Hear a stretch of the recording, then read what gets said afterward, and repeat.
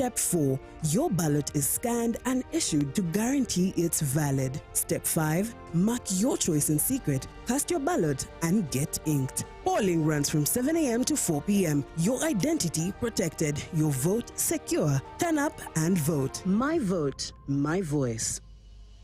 Exercise can't be sustained. Eating can't be stopped. It's even harder to lose weight. Come and give it a try. Ginshikang L-carnitine chromium capsules. Plant extract, scientific ratio. Take 3 capsules each time. The active ingredient accelerates fat burning.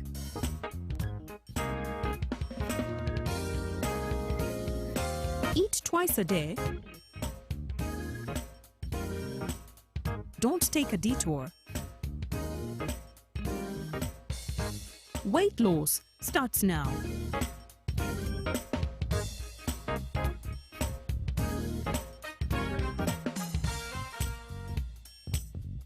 Ginshikang L-carnitine with chromium capsules helps you stay in shape.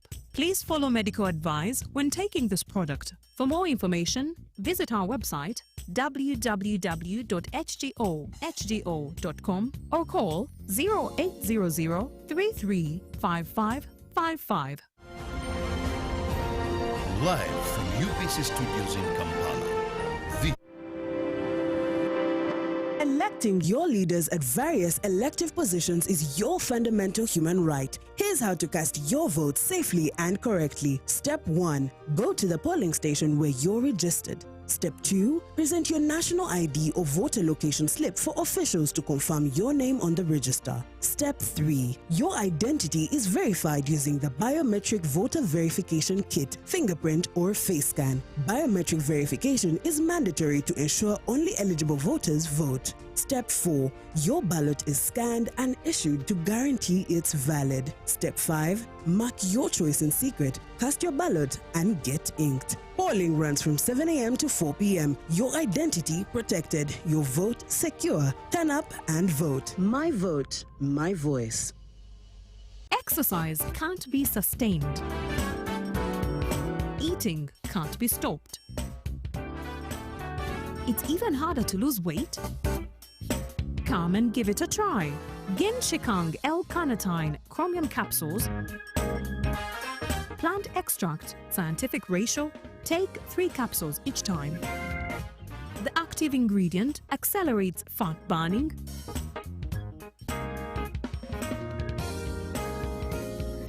Eat twice a day. Don't take a detour. Weight loss starts now.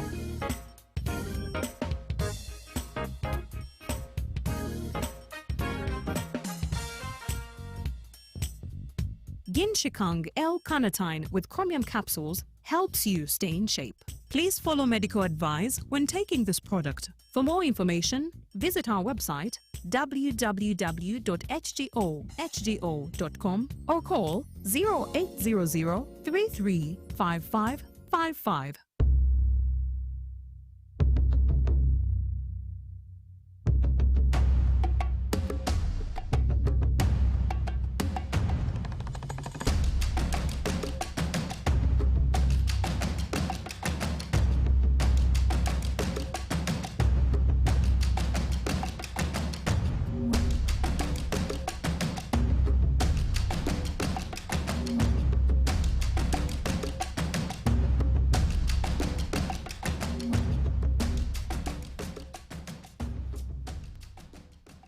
This December, all eyes in Morocco.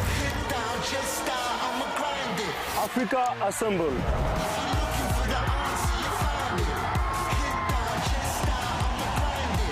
All dreams are heading one way. All passion, all fire. Because here, we play different.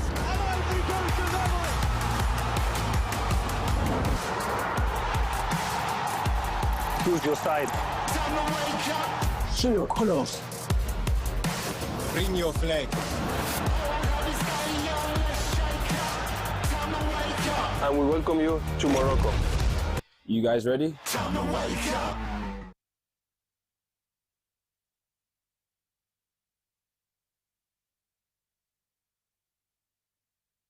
Hello Uganda, I am Wes Isaac, NRM Chairman, Radio Uganda Village. I take this opportunity to inform the general public that His Excellency General Kaguta Museveni, the President of Uganda and the NRM National Chairman, is now in the Uganda region to mobilize all Ugandans to vote for him and all NRM flag bearers in 2026. I therefore call upon all Ugandans to turn up in the big numbers within our communities to welcome our beloved leader and to show him our full support. Let's come together in unity, discipline, and the true spirit of the movement to demonstrate our commitment to the progress, peace, and transformation of our country under the leadership of His Excellency leader. On 15th January 2026, vote for His Excellency General Kaguta Museveni and all NRM flag bearers for continued development, stability, and prosperity. Long live NRM, long live General Kaguta Museveni, for God and my country.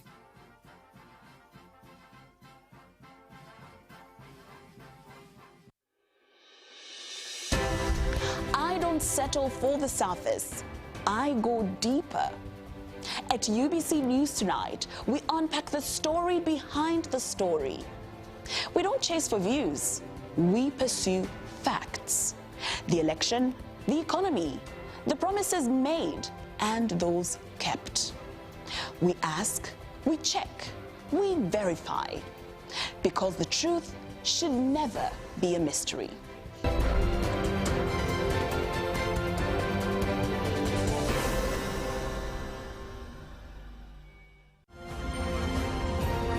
Live from UBC Studios in Kampala, this is Good Morning Uganda.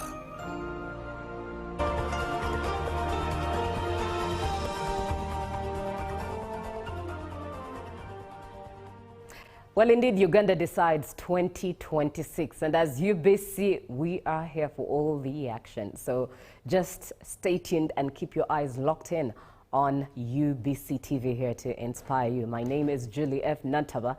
This morning, we're still having a conversation on the election season that we are in as Ugandans. Now, as we get closer to the finish line, we as Ugandans really have had a journey and still are on that journey. But now it's the final lap that we've started of this journey. That is the general elections 2026. And one message that has been emphasized and is still being emphasized is the message of peace. And one would wonder, what exactly does it mean? Sometimes we might throw words around, but never necessarily sit down to pause and actually chew on these words, peace. So let's look at interceding peace before elections, which we've, I think, to a greater extent done well since campaigns began last year in September. And then what it means to intercede peace during elections, even after elections. To have this conversation with me and with you as well is Mr. Natmanya Zacchaeus Mwesije, and he is a youth mobilizer and a youth for peace. Be part of the conversation by getting in touch on 0709 602 592. Once again, good morning. Mr. Natmanya, good morning. Good morning. A pleasure having you this morning. Thank you. Right. Let's get straight into it, this conversation of peace. And really, from a youth perspective, what are those things you think are the main triggers of election-related violence amongst the youth in our communities? Thank you so much. And good morning once again, and Happy New Year. Indeed, Happy New Year to you too. To all Ugandans. The first thing that the most important trigger of youth violence is political manipulation and incitement. We know we are in a generation of media, and being in a generation of media, every information that is posted on media, not all of it is true information. So being in the political times now that we are in, this is the time where politicians are using media to manipulate young people. And as you know, us young people, we easily take in information without deciphering it, without analyzing it, and we easily fall for every information that is on media. So in this campaign period,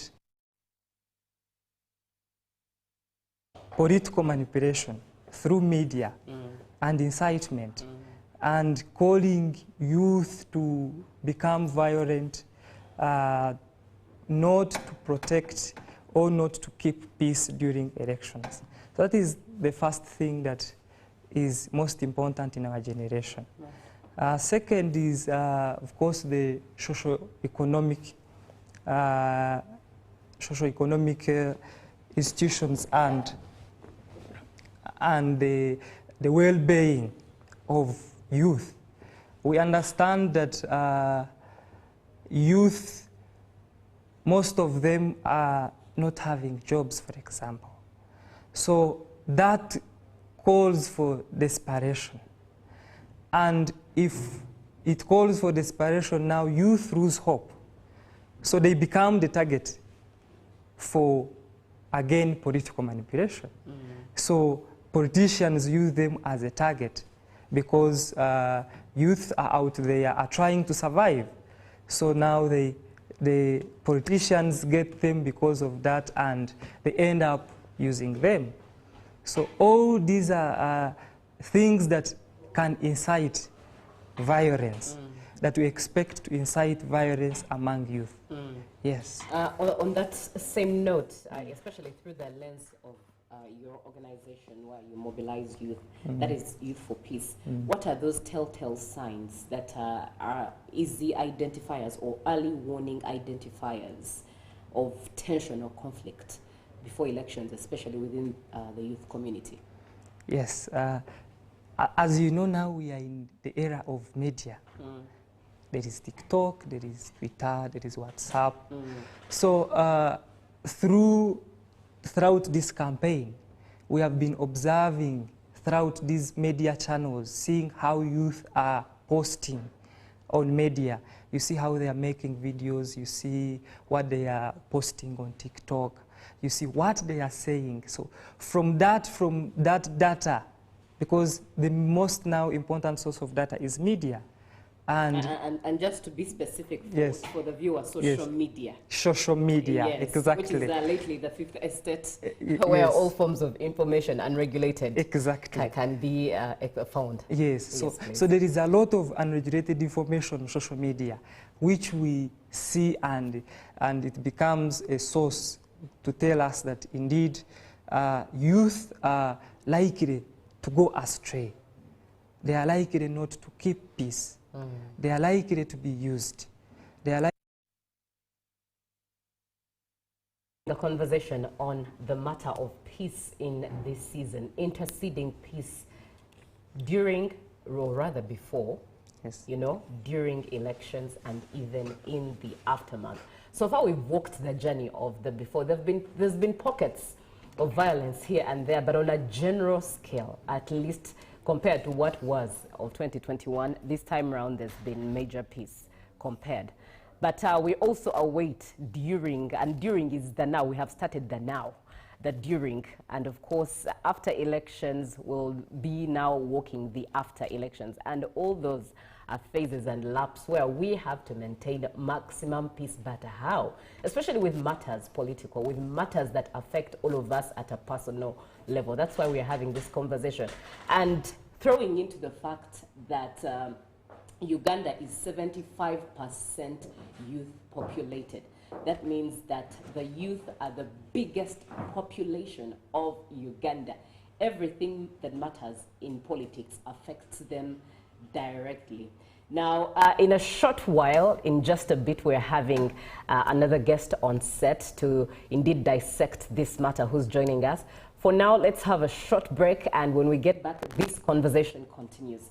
Do engage the number 0709 602 592 for us to share our 2 cents, learn and relearn. Good morning. Live from UBC Studios in Kampala, this is Good Morning Uganda. Electing your leaders at various elective positions is your fundamental human right. Here's how to cast your vote safely and correctly. Step 1. Go to the polling station where you're registered. Step 2. Present your national ID or voter location slip for officials to confirm your name on the register. Step 3. Your identity is verified using the Biometric Voter Verification Kit, fingerprint or face scan. Biometric verification is mandatory to ensure only eligible voters vote. Step 4. Your ballot is scanned and issued to guarantee it's valid. Step 5. Mark your choice in secret, cast your ballot and get inked. Polling runs from 7 a.m. to 4 p.m. Your identity protected, your vote secure. Turn up and vote. My vote, my voice.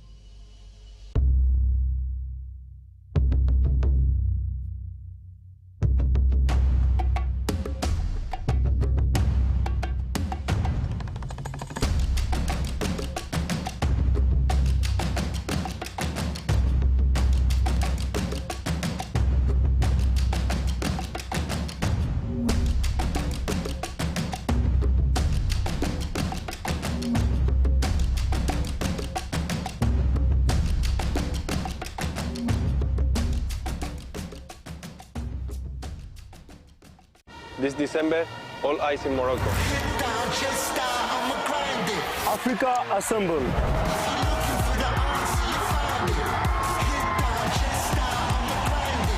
All dreams are heading one way.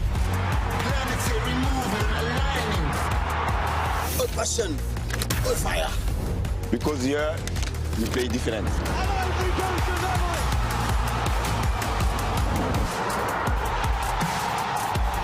Choose your side. Show your colors. Bring your flag. And we welcome you to Morocco. You guys ready?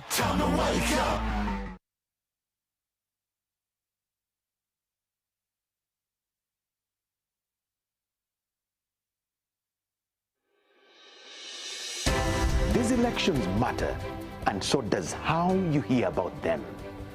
That's why I'm here every night on UBC News Tonight to give you the whole picture and not just the headlines.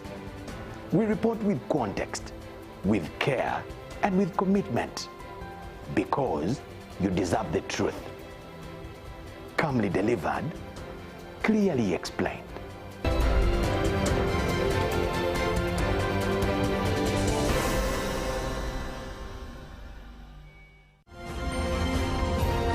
Live from UBC Studios in Kampala, this is Good Morning Uganda.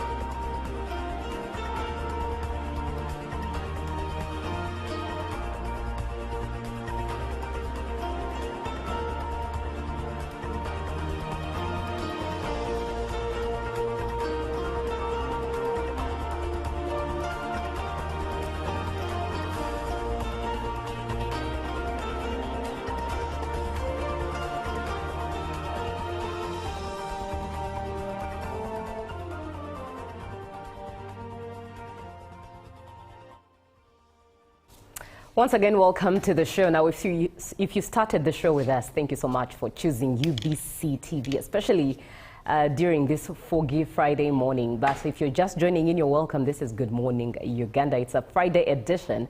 And this morning, we are talking matters peace as we engage with the election season that we are facing as Ugandans. My name is Julie F. Nantaba. We started this conversation with Mr. Natmanya Zacchaeus Mwesije, who is a youth mobilizer at Youth for Peace. And on set, we've just been joined by Mr. Oremo Odwe, a youth leader at the NRM Secretariat. And what we are discussing this morning is interceding peace before, during, and after elections. 0709-602-592 is the WhatsApp number that you should engage. Right before we went for a short break, we had just heard, of course, from Mr. Natmanya in regards to things that trigger the youth. And of course, the biggest highlight on there was the factor of social media and a lot of propaganda that goes on there in the content that youth feed and also choose to post on there. Reminding you and for you to keep in mind that Uganda is 75% youth populated. In other words, the biggest population of Uganda are the youth. 0709-602-592. To stay with you, Mr. Natmanya, how does your organization engage the youth from different political, ethnic backgrounds, religious backgrounds, to all have one voice of peace and one message? Thank you so much, Julie. Our organization mainly focuses on dialogue. Dialogue for all of us as Ugandans, for all of us as Africans. That is our main message, because Uganda is for all of us, regardless of religion, regardless of ethnicity. It is our country. And being our country and youth being the most contributing to 75%, we are the future of our country. So being the future of our country, we need to dialogue together to find solutions, to solve conflicts together, because we understand violence only cripples us down. Violence only takes us to a route of destruction. But when we come together as youth, with the guidance of our elders, and sit and dialogue, we can find better solutions for our generation. So the most important principle of our organization is dialogue. Yes. And just to still throw some light on the word dialogue, many a times we've seen everyone focus on the word dialogue. But for youth, what do you think this dialogue means? Is it just having dialogue, or there's something out of this dialogue that requires action, and sometimes that action is not met? So what does it mean when you use the word dialogue? Okay, this is us coming together, because for us to develop our country, for us to contribute as youth to the development of this country, we need to sit and understand the pillars of our country. We need to discuss how are we going to create an impact to our country. How are we going to find solutions to the challenges that we face as youth of this generation. We understand the Gen Z generation. We have challenges, but how do we solve them? How do we face them as youth? So we sit and discuss tangible solutions and present them. And we have had last year organized Peace Day initiative as our part of our organization. We organized Peace Day where we sat and discussed and as youth to find always to avoid the wrong side that can take our country back. That's profound. And does that mean that even some of these discussions mean that you are avoiding the wrong way, but still finding amicable means? Exactly. Of meeting what affects you as a youth, as a Gen Z? Yes. Looking at some of the comments coming through, and thank you so much for watching the show. I will start with good morning. Political leaders have decided to use the youth in driving their interests into positions of power. As youth, let's think before acting, and also instead of violence, let's involve ourselves in developmental conversations and strategic planning. This is Ismail at Express de Fort in Fort Portal. Thank you, Ismail, for being on the show. And Omit, your messages haven't yet arrived, but please continue sending them, and eventually we'll be getting in touch. Good morning, UBC. This is Gilbert. Gilbert, thank you so much for watching. Good morning, Uganda. Always Namai Sisira Jembale, City Warden at Joy SS. Now, according to me, peace has not fully been observed during the campaigns, and to make matters worse, those who enforce the law are the major victims of violence. When Chagulanyi came to Mbale, the police knocked 4 people when he was in Sironko. They shot Dr. Hamza, and above all, they ended up beating a journalist in Kapchora. So my question is, has that been a good image for police to the public? We will definitely get the 2 cents of the guests as to what, as the youth, what they observe out of it. But seeing as that they are not the police, they'll definitely not have the perspective of the police. They'll have it as a Ugandan, just like you, Siraja. So thank you so much for being on the show. Now, let me come to my next guest, and that is Mr. Oremo. A pleasure having you on the show. Thank you very much, Comrade Julie. I'm very honored to be on the waves of UBC TV. Right. This morning. Yes, thank you so much for coming through. And let's start with the role that the NRM youth leadership plays in ensuring that there is promotion of peaceful youth participation in matters politics. Well, thank you very much.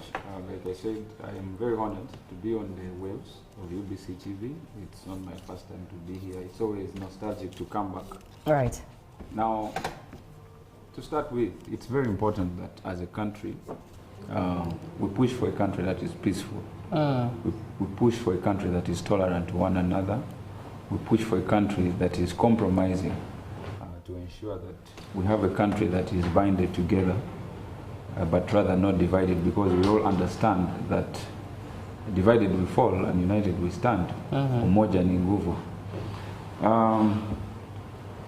I think from the side of the NRM and generally the NRM youth, it is something that you'll agree with me that we've been bold enough to push for ways of working together with everyone. You know, bringing young people together to ensure that there is no violence, there is no confrontation, but mainly an exchange of ideas. And whenever young people have a sense of understanding that today I can be with Jonathan and Jonathan can be on the other side of the argument, and I can be this way of the argument, right, and argue on principle, then we can have a peaceful country. And for some of us who care, that is what has been, you know, reigning our lives, our political lives, our conversations that we have with young people each and every day, simply to ensure that when Julie is on the other side of the argument, and I am this way of the argument, it is not a do or die. We can agree and we can disagree on principle, but understanding that we are all Ugandans and no one is more important than the other. In the society where I come from in Lango, they say brothers can fight, but brothers can never kill themselves.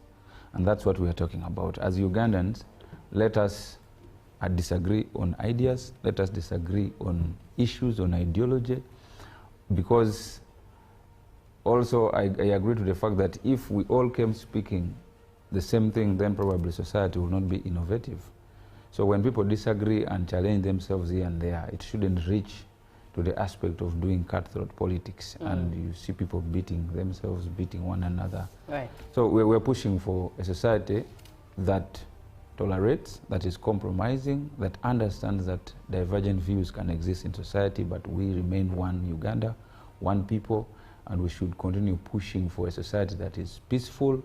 I have seen a gentleman from Bale talking about how you know, police shot someone. Yes, in fact, I wanted to actually get your 2 cents, just your perspective. How someone was beaten. That is very unfortunate and regrettable.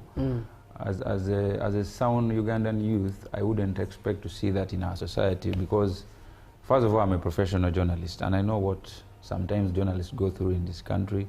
I want to denounce it on camera, I want to reject it, and I want to say that I distance myself from such acts and call on the people who batter the journalists that we need to allow spaces. We need to allow journalists to do their work. We need to allow political participation because we are in a multi-party dispensation. Why does police go ahead to block a political candidate, a presidential candidate, from reaching out to the people? So it's unfortunate, and we need a country that is peaceful, that can be united, that can be galvanized together to push for the development that we are looking for as a country. Yes. And from the background you've shared, indeed, that at the end of the day, it's about arguing things out from the perspective of principle and not disagreeing to disagree, if I could put it, because usually we say that let's agree to disagree in peace. What mechanisms as the NRM Secretariat are being put to make sure that this happens anyways within the communities of the youth? And one of the things we definitely know about the NRM party is grassroots politics.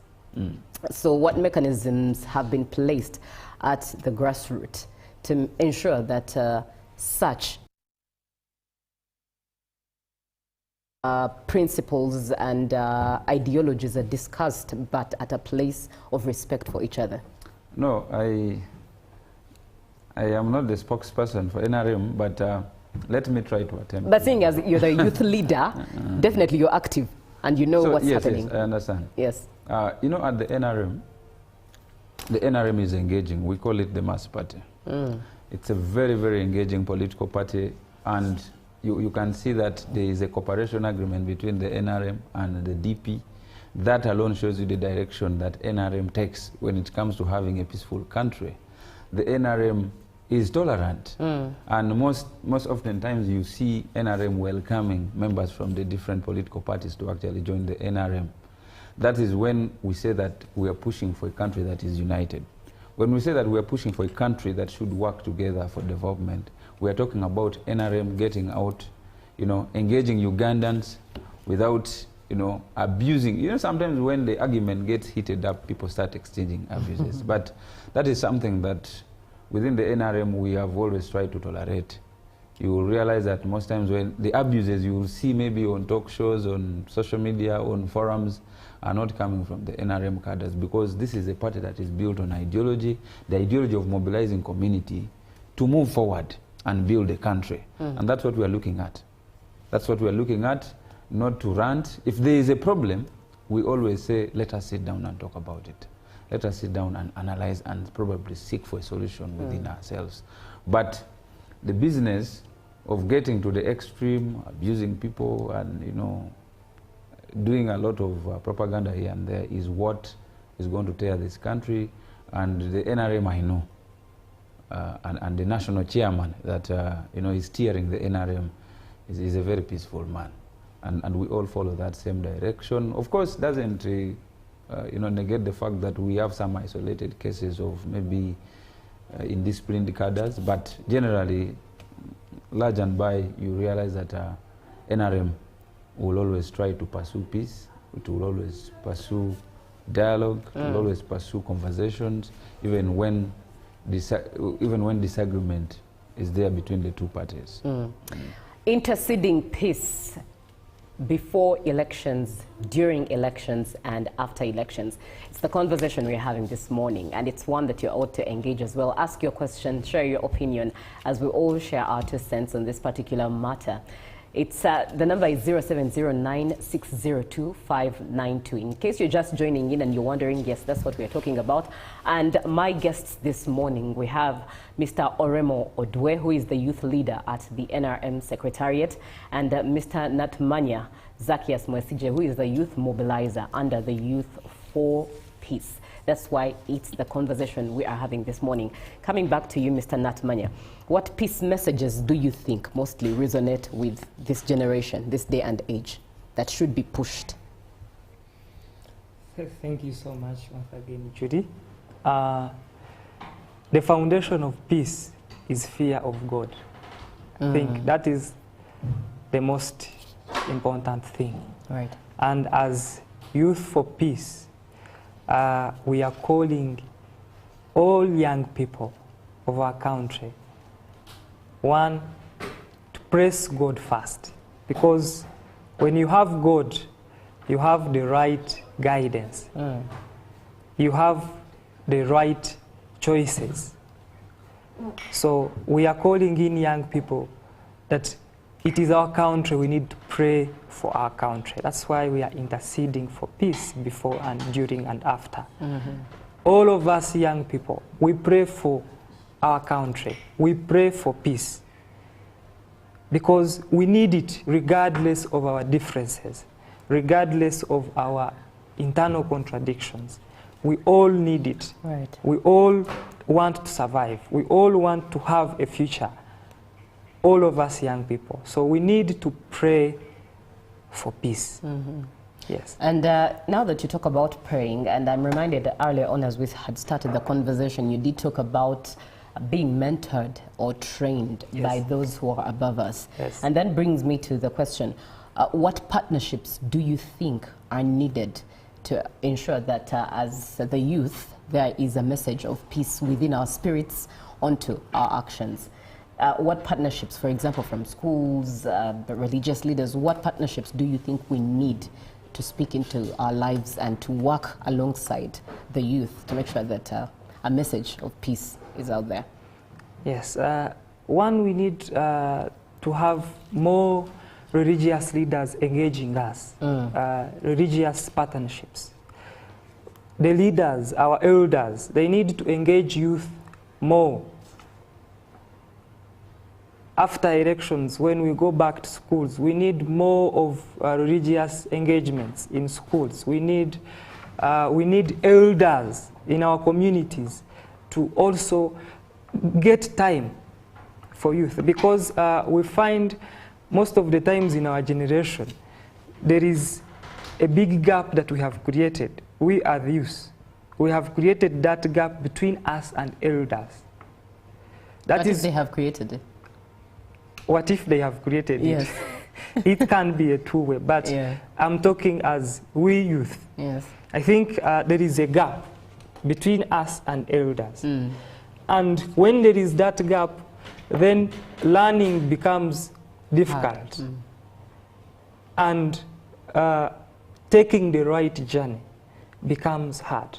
We need to close this gap between youth and elders. We need to have conversations with elders, because I believe where they are, we are not yet there. But where we are, they have been there. Right. So for us to reach where they have reached, we need their guidance. They need to create time.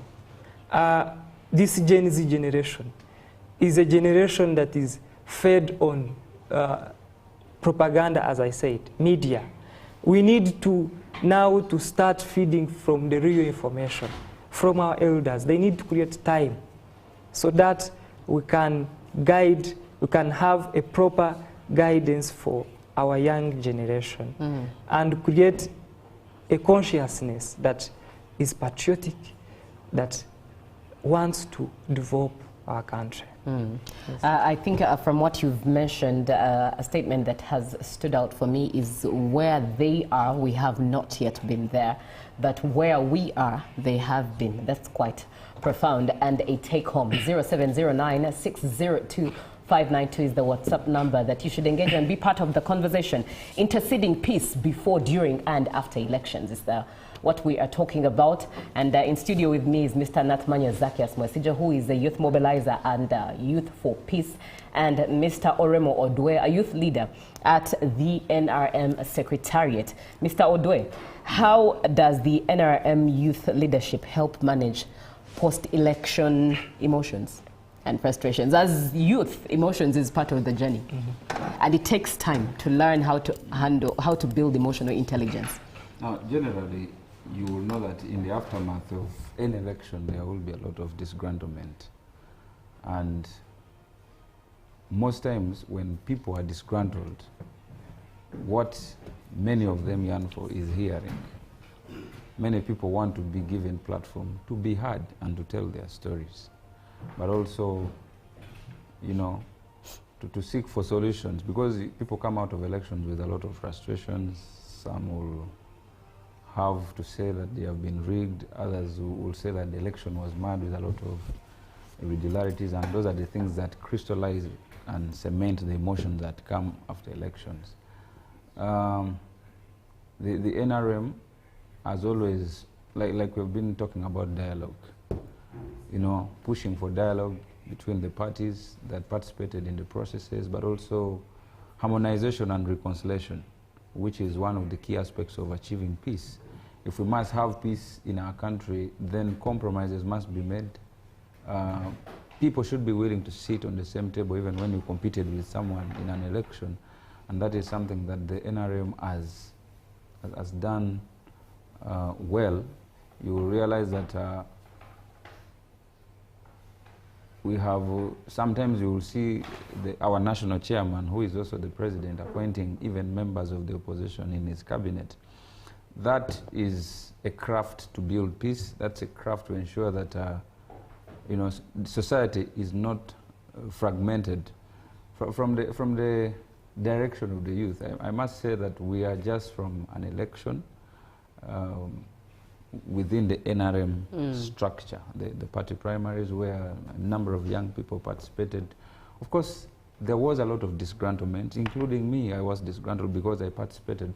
But at the end of it all, we shall sit back and then we have a discussion in-house and see that we keep moving to the same direction. But also, we talk to the colleagues from the other side, not just within NRM, but like I told you, NRM has an open door policy. Right. If there's something that needs to be talked with colleagues, maybe from the National Unity Platform, so long as there's willingness, there will be forum.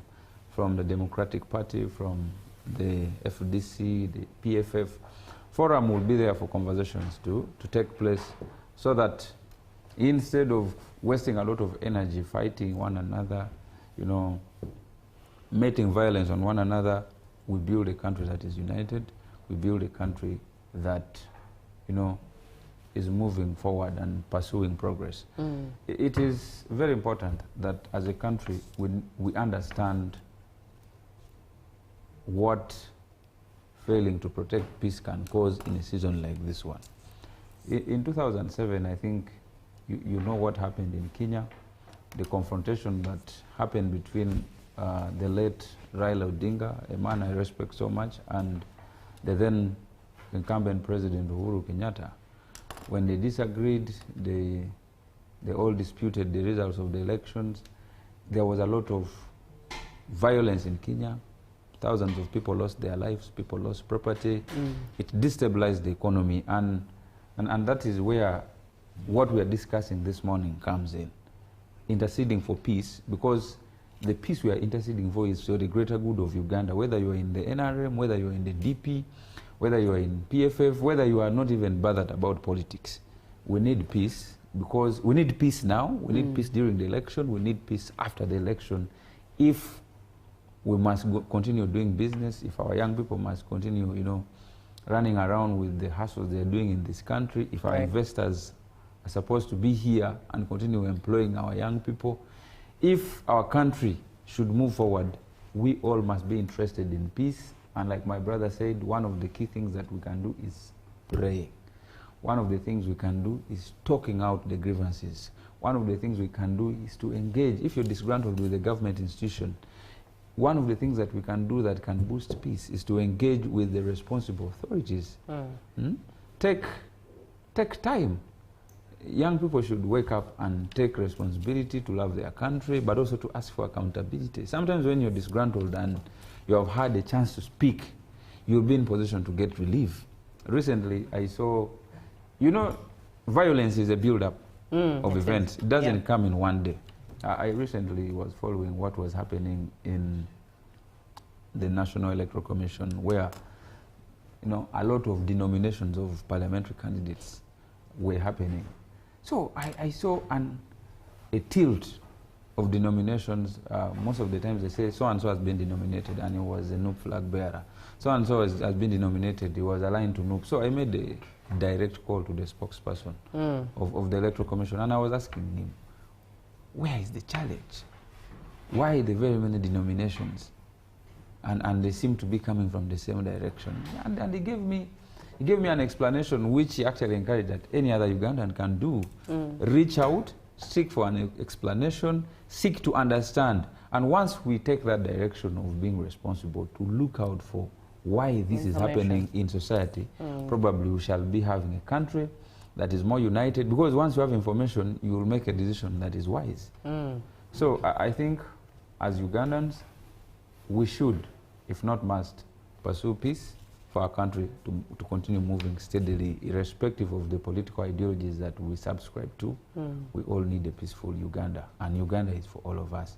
No one is more Ugandan than the other. True. Let me engage some of the comments that are coming through, and thank you so much indeed, always, for watching the show. Very profound points laid out there. Good morning, Uganda and UBC. This is Eric Stover Ochan from Gulu District.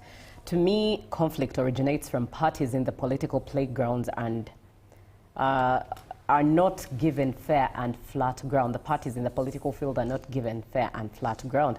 In Uganda, what I realized is that the strongest opposition political parties are usually the targets of the state actors, especially security.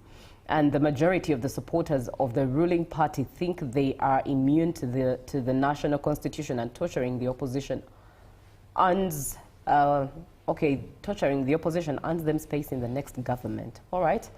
And then you say, my question to all of us is, what is the motivation of the violence we are seeing, and who has the hidden hand in them?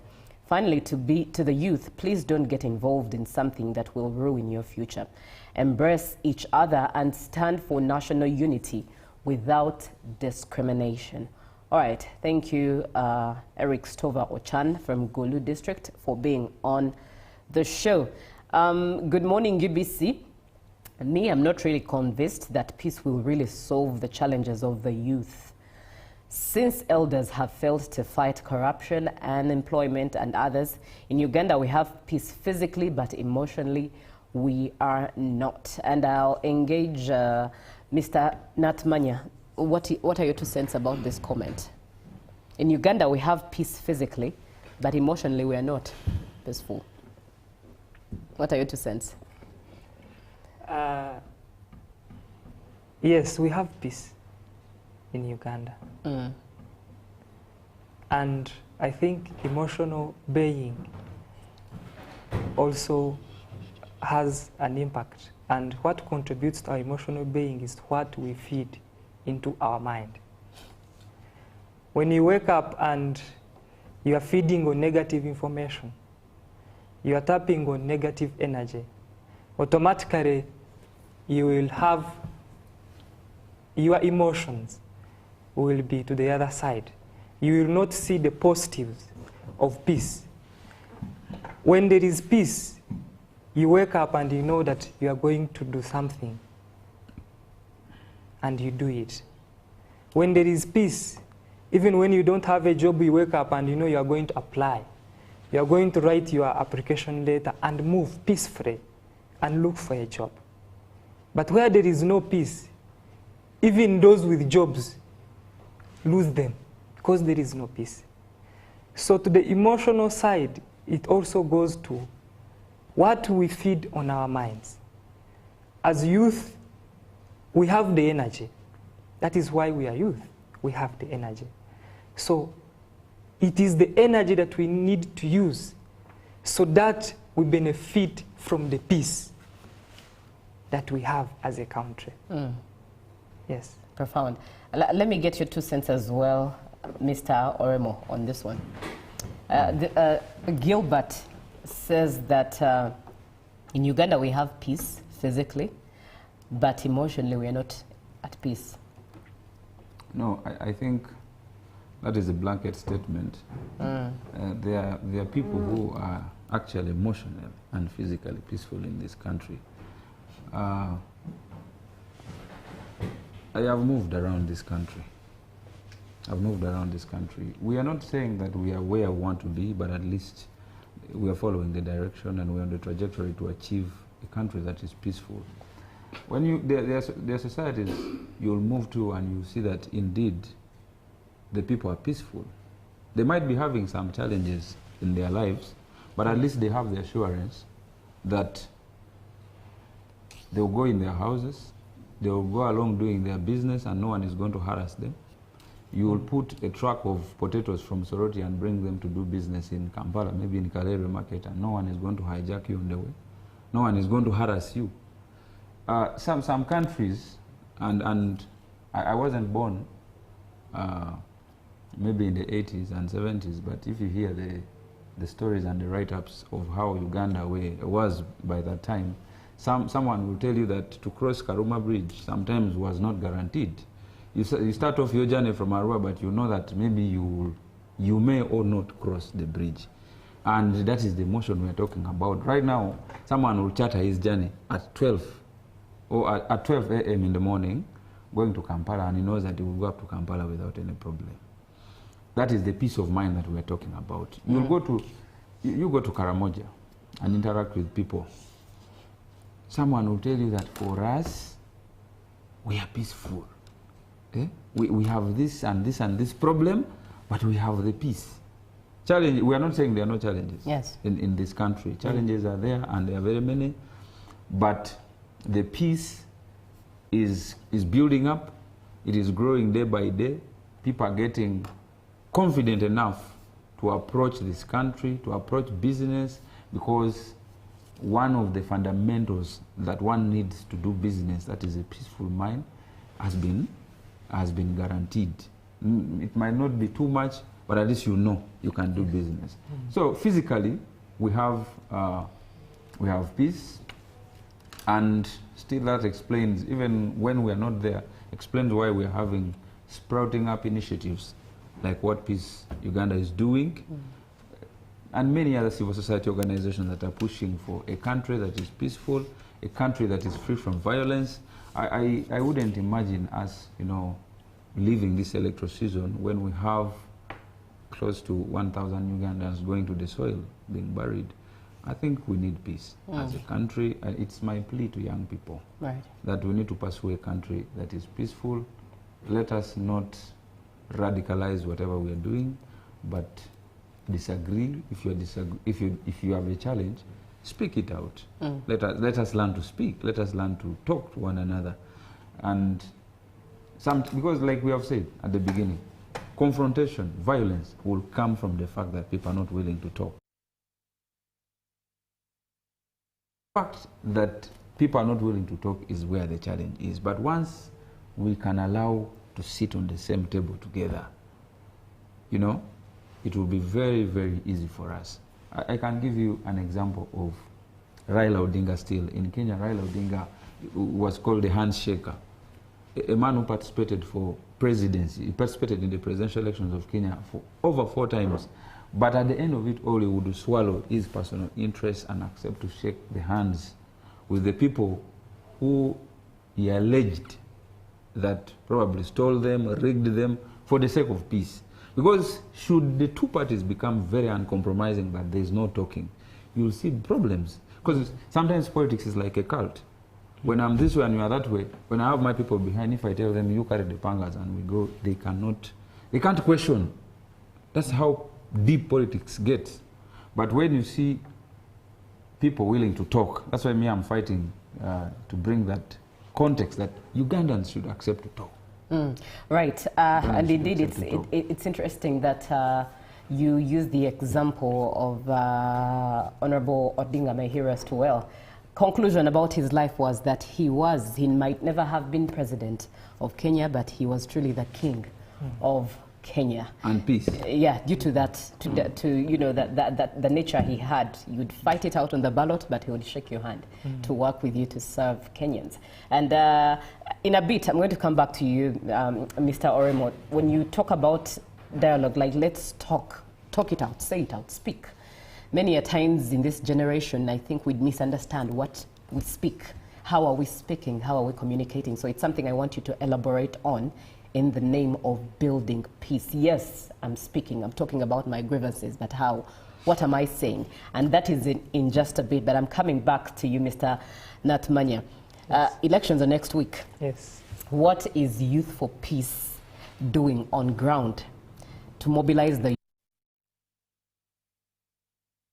nations? What exactly is being done on ground to make sure that next week and even the weeks after are peaceful? Yes, thank you once again, Julie. Youth for Peace. We are on ground. We are telling our brothers, we are telling our sisters to maintain peace during elections. And this is our call, that this Sunday, being the last Sunday towards the election, we are calling all religious leaders to allow young people to intercede for this election period. That is our humble request to all of us, to Ugandans, that we use this Sunday, we use this Saturday, we use this Friday. We allow young people to pray for peace in this period. Right. Yes. Interceding peace in Uganda before elections, during elections, even after elections. Very important note to take. Indeed, pray for peace, pray for Uganda. After all, even our national anthem is a prayer. O Uganda, may God uphold thee. Mr. Oremo, you emphasize, talk about it. Talk about your grievances. And we have seen many, especially as Mr. Natmanya mentions, that many of the youth are very active on social media, feeding in all manner of propaganda, true, untrue, and facts, not facts, everything is being fed on. And they indeed talk. But we've seen those still who talk cause havoc. So what does it mean to talk about grievances? First and foremost, not every young person or young Ugandan talking on social media is doing propaganda. There are people who are actually talking constructive things, yes, that should be talked for this country to move to a proper direction. And there are also a good number simply there to do propaganda, to divert people and, you know, misinform and do character assassination on a number of people. When we say talking in politics, most times when I come to have a contest, to stand, maybe I want to represent this country, maybe my society in parliament, I want to be the president of this country, and I've come up, there are things that are pushing me to stand, which probably I observe are not being done right within the governance structure, with the team that is, you know, bearing office. So talking is for, okay, we say, now that the season is done, this and this has happened, maybe you have disgruntlement, you don't believe in the process, but sometimes you don't have the power of reversing what has happened. We are saying, can we talk? Sometimes even you've been, you know, you've not been in position to garner enough support to really get you to the office that you wanted to serve in. We are saying, let's talk together, let's sit down. You wanted to implement this. Can't we have, you know, a way of incorporating our ideas, you know, sinking down our ideas together and we see them implemented? But also, sometimes, if I may speak for the national chairman, all right, he will be willing to work with confronting forces. Like I've told you at the beginning, that apparently the former presidential candidate that used to stand with him, the Honorable Norbert Mao, is serving in the same government. He sits in cabinet, almost, I think every Monday, sits in cabinet with the president, and that is forum enough for him to bring the ideas he had wanted to implement as president, share with the person in office. That is if we love Uganda, if we're standing for Uganda, not for our individual interests. Because when you're standing for Uganda, I feel like at all levels we must be in position to have conversations. I failed to get in office, but I had wanted to do this. Can't we see this being implemented through the forum you're having, you minister? you're a member of parliament, take this on the floor. Let it be debated by the members of parliament. That is, if you're talking, that can only be realized if there is talking. Politics sometimes is a take and give. Mainly, and that is one of the key, those are the two key pillars of negotiations and talking in politics. You know the broad-based government in Kenya. I like referring to Kenya because they have had a number of dialogues on politics, and those dialogues were for the sake of peace. Kofi Annan, the former UN General Secretary, went to Kenya, negotiated, and the government was, divided. Raila was allowed to have representatives in the government. The broad-based government with His Excellency Samuel Ruto was put simply for the sake of peace in Kenya. That's what we're talking about in Uganda. That today, if I stood with Zacchaeus, and maybe Zacchaeus has beaten me in the election, I have beaten him in the election, we should be thinking about Uganda. Because I told you, when people follow me, whatever I tell them to do is what they're going to do. It is you to offer leadership to the people that are behind you and say, colleagues, we want to serve Ugandans, we want to do this, but our country stands tall in front of us. We shouldn't make our interests become bigger, an obstacle to peace for our country. So a give and take, you discuss. I've told you the president, the national chairman of NRM, has appointed a number of his opponents to get the forum to serve. He has negotiated with a lot of people, and I think for me, those are the key attributes that I learned from him, that as a country, sometimes when we all become uncompromising and we're not willing to sit on the table and talk to someone, that's when we head to the direction of state collapse. That's when it's good you use those examples, because for many youths, the narrative out there is Oyoyalide. Makes sense?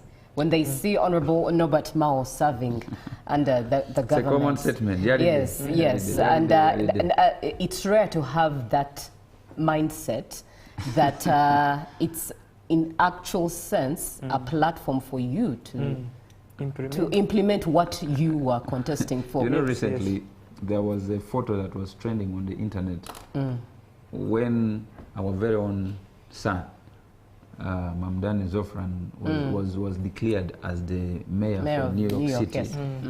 We saw a photo of him trending with the president of the United States of America, Donald Trump. They had a meeting, and probably they discussed how the leadership should, come in to serve the people.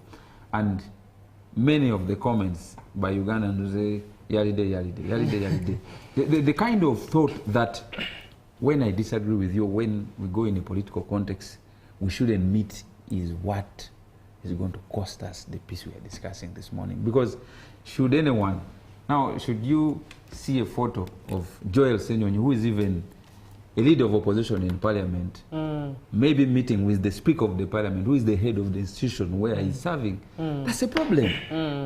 How can we live in such a country where people don't want to talk?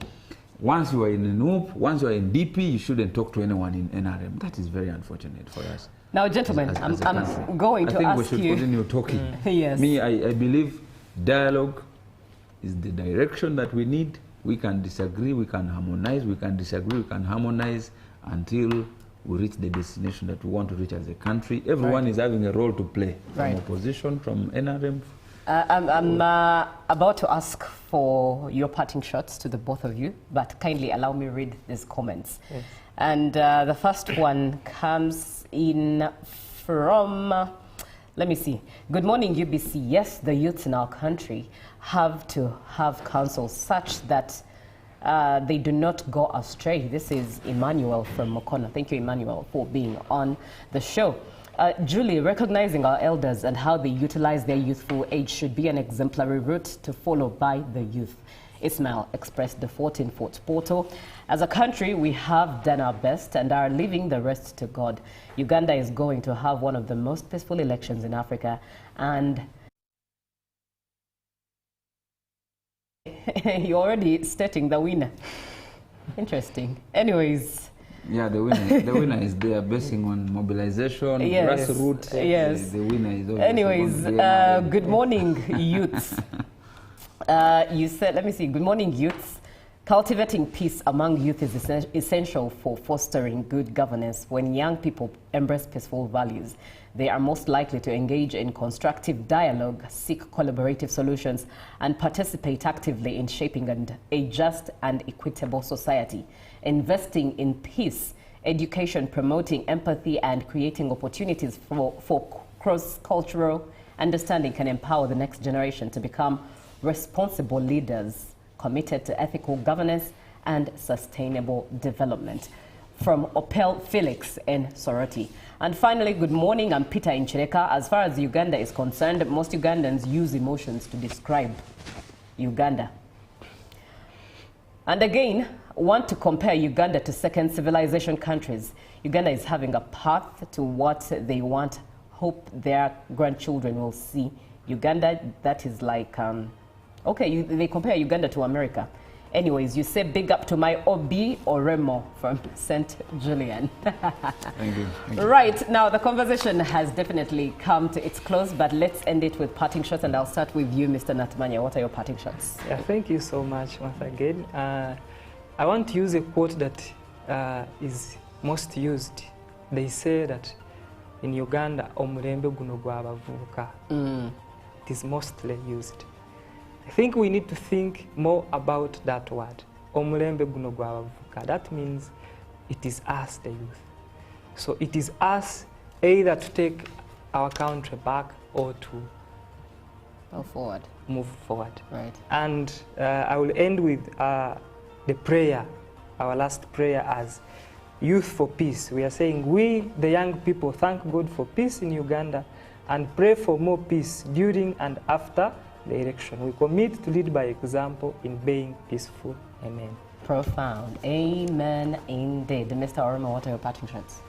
Yes, thank you very much. My message to the young people of this country, but also generally the people of our beloved country, the part of Africa, is that we need to stop mixing, emotions and matters of safety and peace for our country. Let us love Uganda. Let us wake up on the 15th of this month. Let us go and cast our votes. Be mindful. And young people, you shouldn't be allowed to be swayed into violence, to be doing things that are going to be detrimental to your future, but also the happiness of your families, because you're going to be taken on the streets. A lot of things could happen to you without your consent, without your well, thoughtfulness. Indeed. Let us pursue peace as we go in this election season. Let us end this election season when we are peaceful and we normalize our day-to-day business, our day-to-day hustles. As a country, we need to have a peaceful country and maintain that trajectory that we have been having. It's one of the key gains that we need to protect. On the 15th, kindly go and vote His Excellency Yoweri Kaguta Museveni to steer this country to even a better, peaceful country. All right. I am honored to have been in this conversation this morning. Indeed, a pleasure having you on board. Thank you so much for watching the show and being on. Pray, talk about your grievances, ask for accountability, seek information. The older have been where you are, but you have not been where they are yet. And of course, accept or allow forum for implementing your ideas. It's one way of serving your country. Good morning, you guys. Live from UBC Studios in Kampala, this is Good Morning Uganda.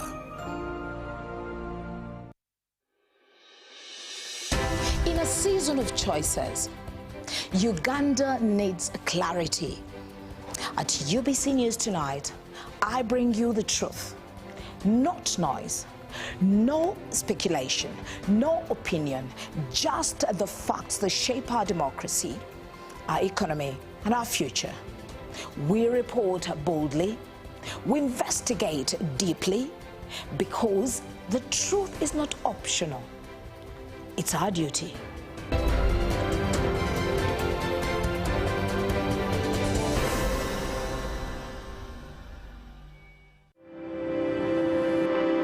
Electing your leaders at various elective positions is your fundamental human right. Here's how to cast your vote safely and correctly. Step 1. Go to the polling station where you're registered. Step 2. Present your national ID or voter location slip for officials to confirm your name on the register. Step 3. Your identity is verified using the Biometric Voter Verification Kit, fingerprint or face scan. Biometric verification is mandatory to ensure only eligible voters vote. Step 4. Your ballot is scanned and issued to guarantee it's valid. Step 5. Mark your choice in secret, cast your ballot and get inked. Polling runs from 7 a.m. to turn up and vote. My vote, my voice.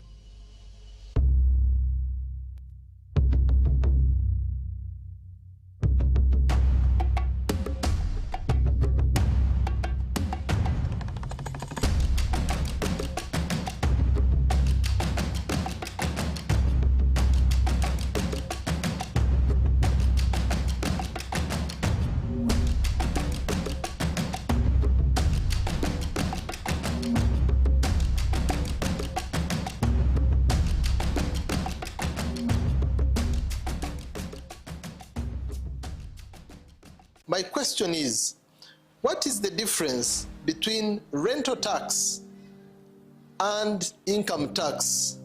How comes I'm paying both taxes on my own premises?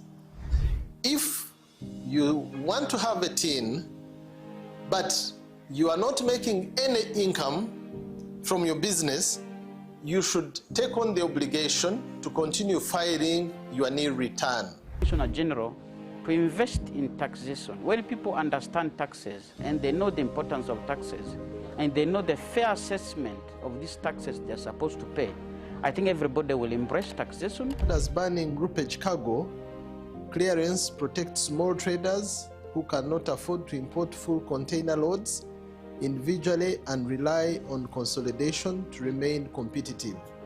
Cargo to come in groupage is consolidation, it's legitimate, and we can't ban it.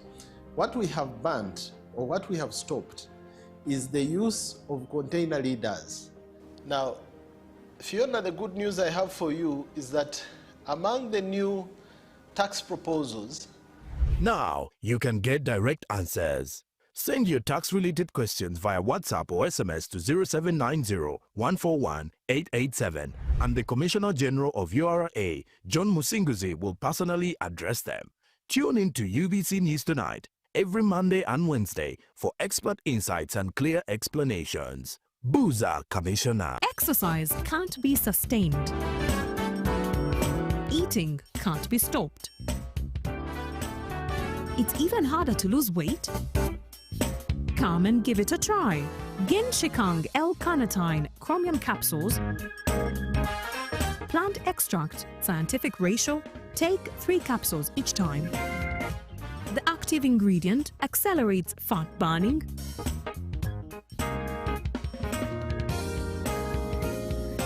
eat twice a day, don't take a detour. Weight loss starts now.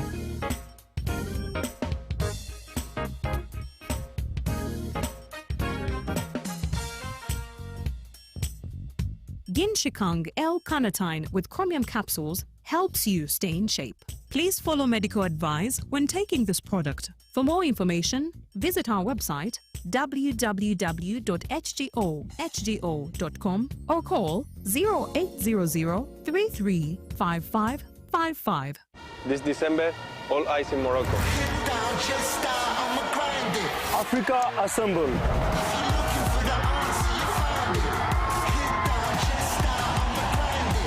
All dreams are heading one way. All passion, all fire. Because here, we play different.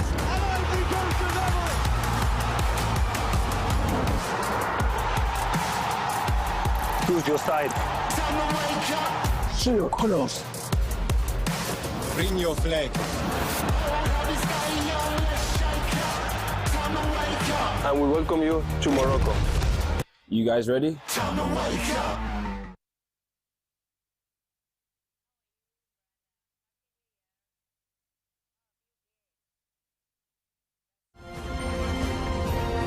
Live from UBC Studios in Kampala, this is Good Morning Uganda.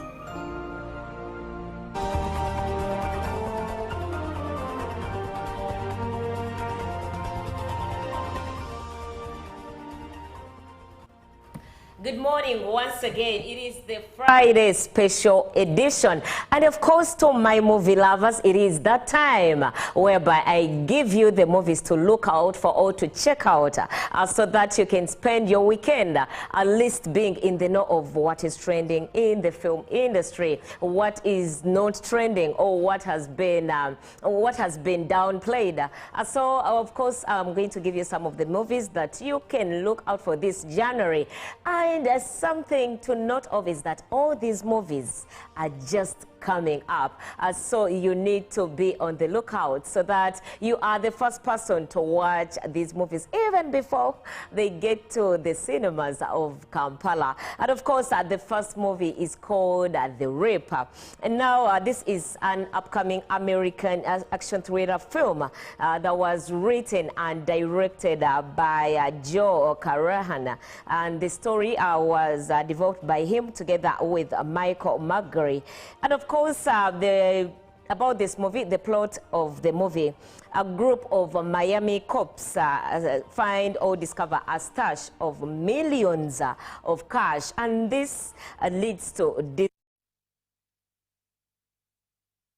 Outsiders get to learn about this. So in the meantime, this makes them question who to rely on if the other residents have gotten to know about the huge seizure by these Miami cops. Let's have a look at the trailer, and then I'll let you know about the cast. From the outside looking in, it seems simple. Seize the cash, count it, and turn it in. Miami PD. On the inside, it's different. We had a Crime Stopper tip come in on this address. Shit. There's $1.4 million in this bucket. I bought 14 more of those things. That's a $20 million rip. You gotta be smart right now. You gotta move this money, man. Stay off the radios, no call-outs. What would you do with this? Just this. Everything. You heard about the inside heist teams. Yeah, cops playing robbers. Need any help tonight, Lieutenant? Nope. We didn't get a heads up about this. The longer we stay here, the dicier the shit gets. Don't trust anyone. All I know is what we do right now and who we talk to matters. You see that? P-I-G-S.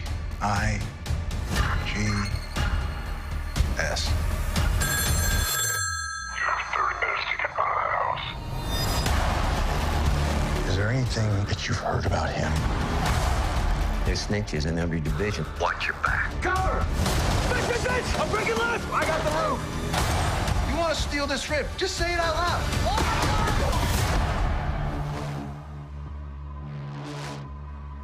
You a snitch, Mike? This is my crime scene. Let me run it. They just gonna take the money? Were you and Captain Velez close? Tell me what's going on. First off, back the fuck up. You're not going anywhere without me. You're not giving orders. I don't trust you right now, and that's a problem. You should just take whatever money you want and walk away. Before this goes really bad for all of us. And of course, the cast comprises Matt Damon as Lieutenant Dan Domas and Ben Affleck as Detective Sergeant J.D. Bayer. Now, Ben Affleck, remember, he was married to Jennifer Lopez, but later on they divorced. The divorce was finalized in January 2025. It was just about 5 months after Jennifer Lopez had filed for divorce in August 2024. But Ben Affleck has won a lot of awards, and of course Grammys and so many, and academic awards. Remember, he has 2 BAFTA awards and also 3 Golden Globes. But you should remember that he was born in 1972. That was August 15th. And of course, yes, the cast, like I said, I was still giving you the people on the cast. There is Stephen Ewen, who acted as Detective Mike Rowe, and Teyana Taylor, who also acted as Detective Numa Baptisti, Sasha Kelly as Daisy, and Catalina Sandino Moreno as Detective Lolo Salza. But the production of the film was first announced in June 2024 with Matt Damon and Ben Affleck, of course, as the leading actors, and those who and Joe Cannon as the writer of the film. But then, after some time, principal photography began on October 3rd, that was 2024, and took place in Los Angeles. And the movie was expected to be wrapped up in December, that was 11th. But there were also other additional scenes that were shot in New Jersey in November. And of course, Joanne Asperos was the one in charge of the cinematography, or you can say he was the cinematographer. And of course, yes, the release date of the RIP, I told you these are all upcoming movies. It is set to be released on Friday, January 16th, 2026 on Netflix. So after voting on 15th, you can go to Netflix and yes, watch this movie called The Rip. And on to our next movie, which is called The Moment, which is also an upcoming American mockumentary. When I talk about a mockumentary movie, this is a documentary that has been satirized, or fiction has been included, but in a documentary form to bring out what the writer wants to relay. So these are fictional events, but presented as a documentary. And the examples of some of the best mockumentary movies include The Connection, that was released in 1961. We also have David Hosman's Diary of 1967. And of course, as one of your favorites, that is Fear of a Black Heart, that was released in 1993. Those are all examples of mockumentaries. So this mockumentary film was directed by Aidon Zamiri and written by Zamir and Bati Brandeis. And of course, it is expected to have its world premiere at the 2026 Sundance Film Festival. And what this movie is about, you know, it is revolving around a pop star gearing to lead her first headlining tour. Before I give you the cast, let's have a look at the trailer. Hi, it's Charlie XCX. Are you having a brat summer? I'm sorry, what is it again? Is it? We agreed to brat summer forever. Don't you just think the whole, like, keep having a brat summer thing is a bit cringe? It's all cringe. Good to go again? Charlie XCX, how do we keep this brat thing going? The labels like more brat forever. And you know what? Maybe they're right. Oh, for fuck's sake. I'm so sorry, that will never happen again. 365, go. We've got Amazon financing a concert film. Like this? Is it hot? So we got the director. Been holed up in here with quite a few artists. Some of these elements will probably turn people off. We don't want to offend anyone. Should we do a little key? Should we have a little line when it goes? Sorry, I'm really... Or metaphorically. What's metaphorical cocaine? Charlie, you saved my life. Hold it back. Big smiles, big smiles. This is real? Yeah. I thought this was literally a joke. Everybody's so desperate for me to be fucking innovative all the time and fucking cool. Got a... Can we open a window? Brat summer forever. My kids just love Brat. Oh. It's so cool. Is anybody looking out for her? Delete this. You've seen Charlie. Charlie, you do need rest. The second people are getting sick of you, that's when you have to go even harder. It's a fucking disaster. Step inside this liner. Really? As we set it on fire. Safety distance, 25 feet. Why would I be inside it if it was on fire?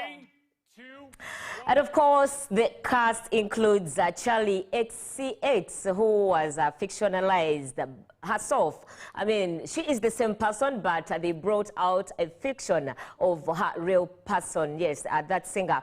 And of course, it also stars Rosanna Arquette, Kate Ballant, Jamie Dimitro, Haley Benton Gates, and Isaac Powell. But Kylie Jenner, one of the Kardashian sisters, those of you who know the Kardashians or who watch Keeping Up with the Kardashians, you know Kylie. Yes, that makeup guru. She is a part of this movie. So how was this specific movie developed? In September 2025, during her Sweat concert tour, English singer Charlie XCX sent her collaborator, who is Aidan Zamiri, a message, and which she later dubbed the word vomit, and later on she said it almost felt like a diary of entry, and this is how she felt, right, about almost giving everything she could have wanted and what it felt like on kind of a human level. And of course, Zamiri and Betty Brandons finished the screenplay in a few months with input from the singer herself. And in January 2025, it was announced that Charlie XCX had joined the cast of the film. Like I said, these are all upcoming movies.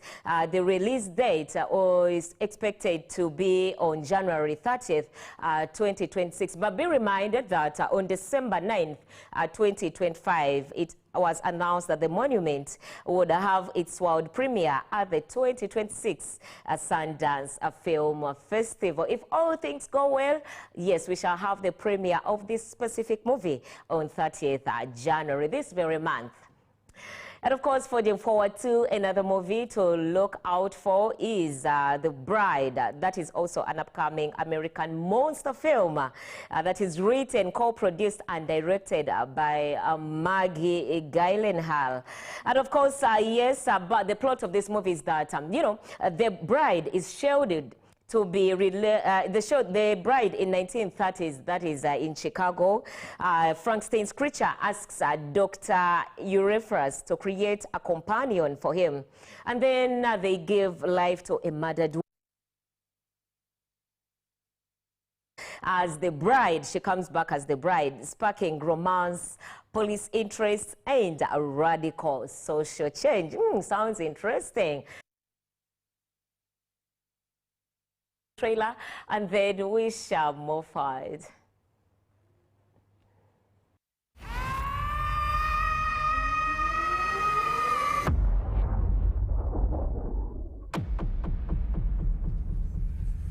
Was I just the same before the accident? It wasn't any accident.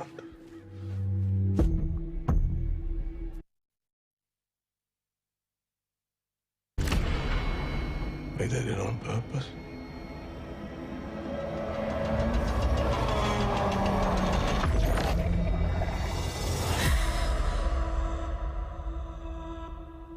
There's nothing left to do now but live.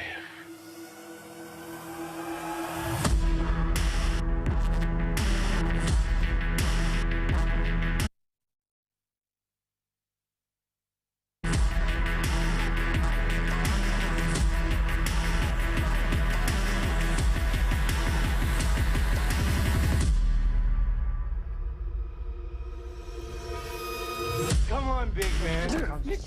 You don't want to play?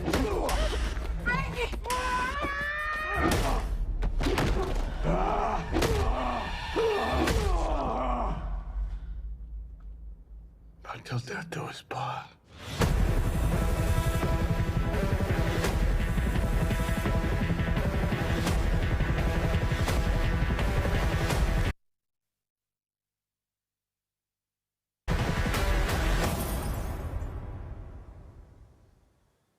And of course, the cast comprises Jessie Buckley as the bride. She is the leading character there. And just to let you know about Jessie Buckley, she was born in 1989, the one acting as the bride in that movie. And she's an Irish actress.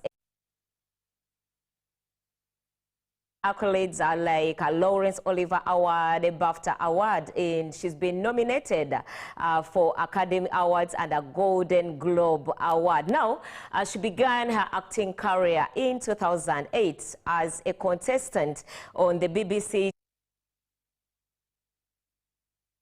adapt as I Would Do Anything, in which she came as second. But then later on, her career progressed, and in 2022, she released the collaborative album For All Our Days, that The Tear, The Heart, with Bernard Butler, which was shortlisted for the 2022 Mercury Prize. But other people starring on this movie, there is Christian Bale as Francine's monster, and also Peter Sarsgaard as a detective, Annette Bening as Dr. Euphronius, Jackie Gyllenhaal, Penelope Cruz as Myrena, and Julianne Hough, not forgetting Jane Magoro.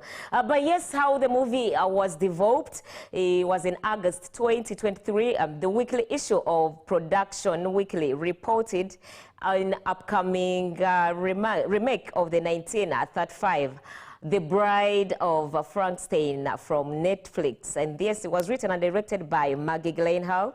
And of course, it is expected to be released in the United States on March 2016 in IMAX.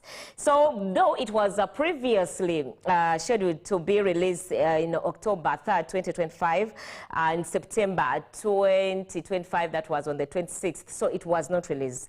The expected date is March 6th, 2026. And of course, yes, that brings it to the end of our movies. You can look out for them, especially I'm interested to watch The Bride, and also to look at the documentaries. I've not watched quite a lot of them, so I think I would take note of this very one, the moment. And of course, there are also some horror movies for those of you who watch horrors. Imagine a documentary that has been satirized in form of a mockumentary, but having descriptive characters of a horror movie. So that is what we had for you today. We shall bring you more movies next Friday. My name is Joan N. Murunji, and yes, the movies are brought to you by Julius Kawuzi. Yes, he's the one who looks out for all these movies. You can check them out until next Friday. Live from UBC Studios in Kampala, this is Good Morning Uganda. In a season of choices, Uganda needs clarity. At UBC News Tonight, I bring you the truth, not noise, no speculation, no opinion, just